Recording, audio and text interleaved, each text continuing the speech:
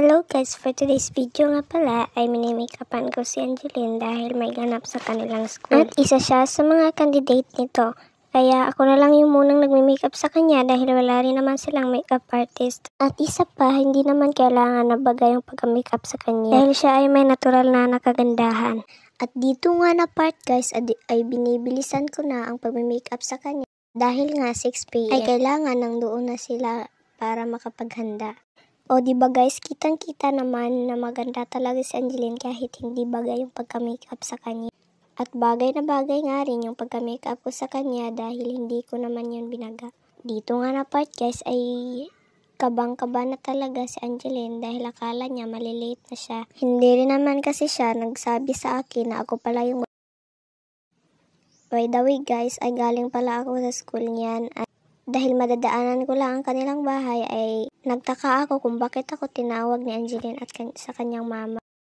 Pumunta ako sa kanilang bahay, sabi niya ay ako nga daw yung mag-makeup sa kanya dahil wala daw ibang mag-makeup sa kanya. Kaya for the go na lang talaga ako guys kasi nga wala namang ibang mag-makeup sa kanya. Sobrang nagpasalamat din ako guys kasi tama naman yung pagka-makeup ko sa kanya at hindi nagkamali-mali kasi kung nagkakamali guys ay buburahin na naman. At baka yun pang dahilan para malate sila kaya nga inayos ko talaga yung pagka-makeup sa kanya.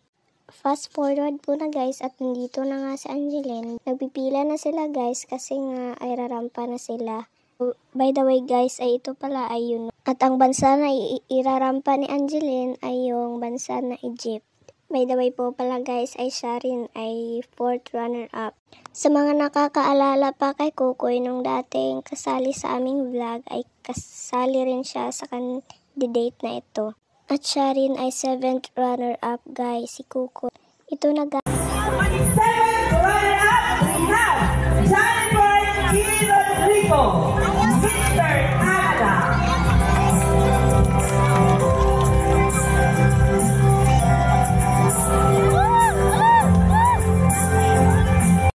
O diba guys, si Kuko yon. Kung naaalala nyo pa guys, siya yon, yung kasali namin dati.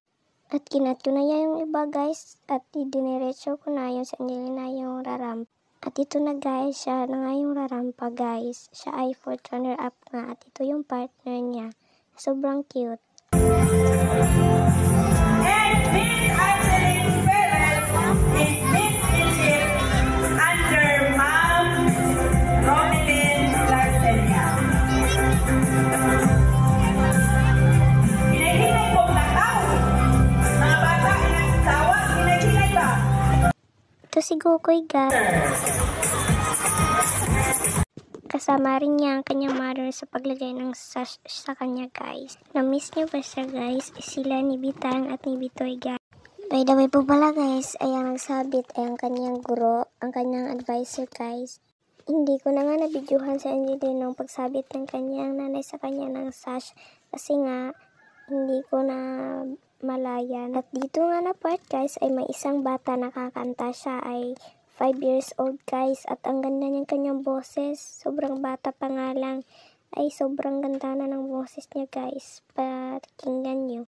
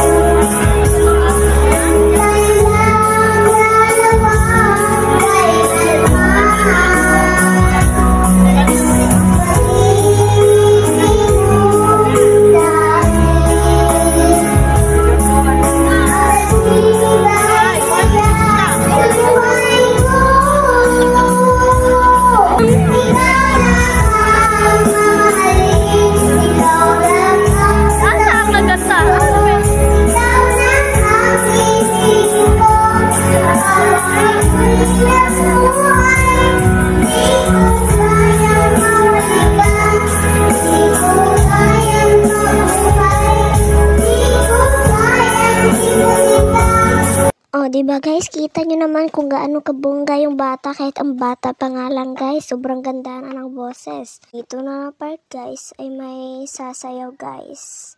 Ito nga pala ay grade 1 guys.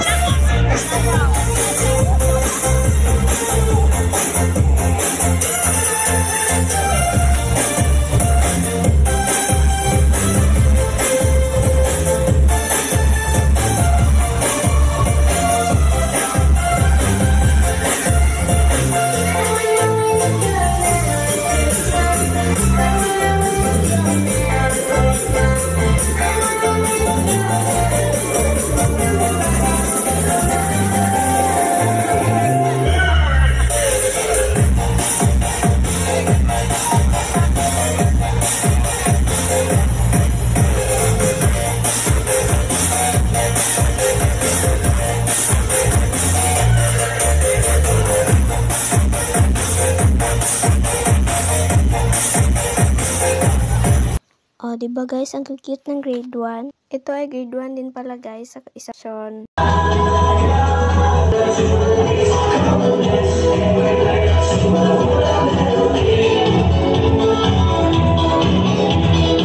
By the way guys, ito nga pala po ay grade 4 sila Angeline to guys.